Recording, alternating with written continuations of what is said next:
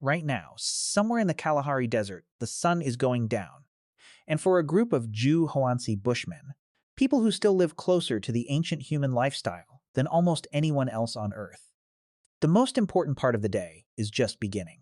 Not the hunting, not the gathering. What happens after all of that is done? We talk a lot about what ancient humans did during the day, but nobody talks about the evening. And that's a mistake, because the evening is where our species became human. Let's set the scene. Roughly 400,000 years ago, humans began regularly controlling fire. Before that, sunset meant one thing: stop moving, find shelter, and stay alive. Our eyes are terrible in the dark compared to the predators that hunted us: leopards, hyenas, wolves. When the sun went down, so did your chances. But fire changed the equation. A campfire creates a circle of protection roughly 30 feet across. Inside it, no predator will come. Outside it, you are on your own.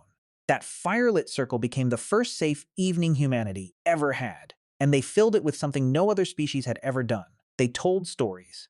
In 2014, anthropologist Polly Wiesner published a landmark study in the Proceedings of the National Academy of Sciences. She had spent years living with the Juhansi Bushmen, recording their conversations, both during the day and around the fire at night.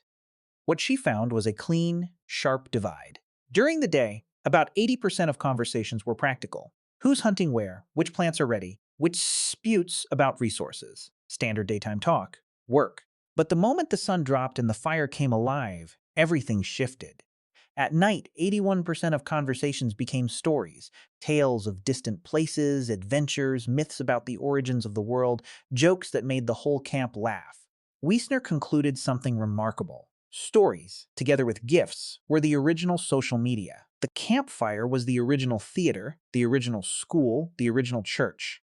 It was where humans first learned to imagine things that didn't exist yet: heroes, gods, consequences for people who weren't in the room, futures that hadn't happened.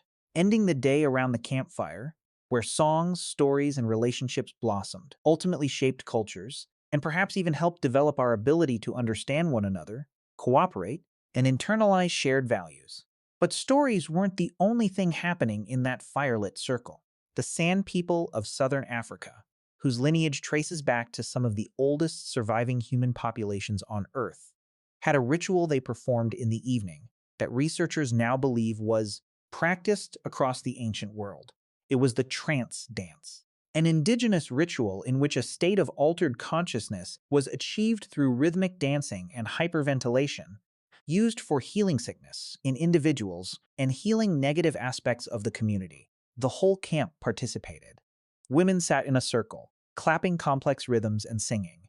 Men danced around the fire, sometimes for hours, sometimes through the entire night. Among the Juhoansi, roughly half of the men and a third of the women were able to enter into shamanic trance states. It wasn't performed for an audience. It was experienced by everyone together.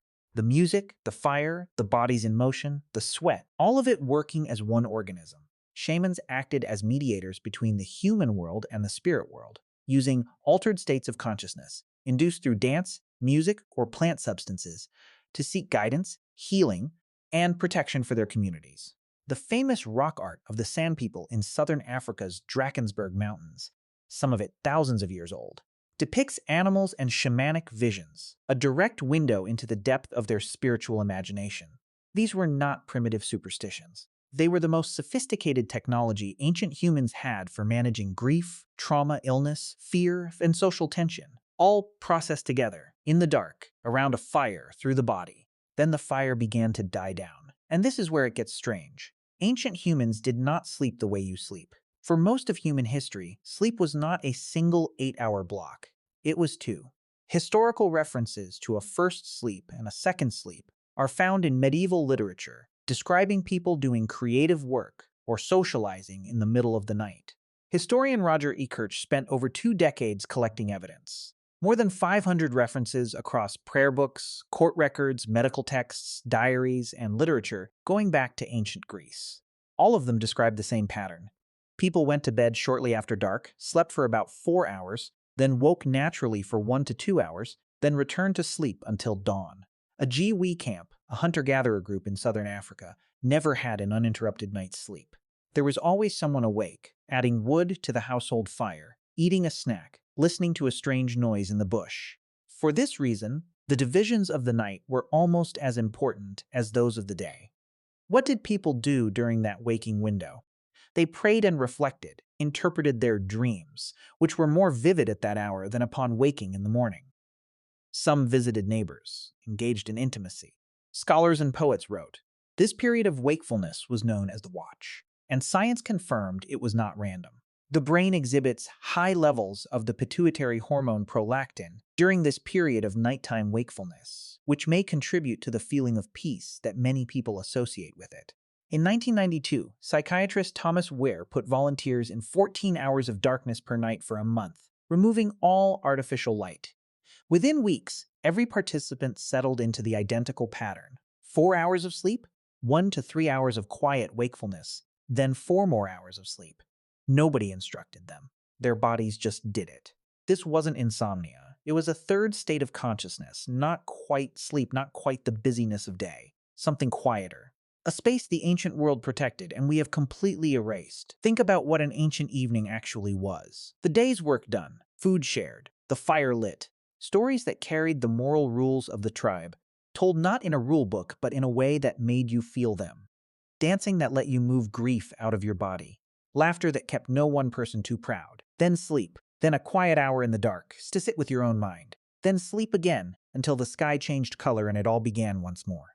We replaced all of that with screens. We scroll through other people's highlight reels in the same hours our ancestors were singing together around a fire. We treat 2 a.m. wakefulness as a malfunction instead of as what it actually is. A feature. A window our bodies still try to open, even after everything we've done to close it. The evening was never supposed to be a waiting room for the next day. For 300,000 years, it was the most alive part of being human. And somewhere in the Kalahari tonight, it still is.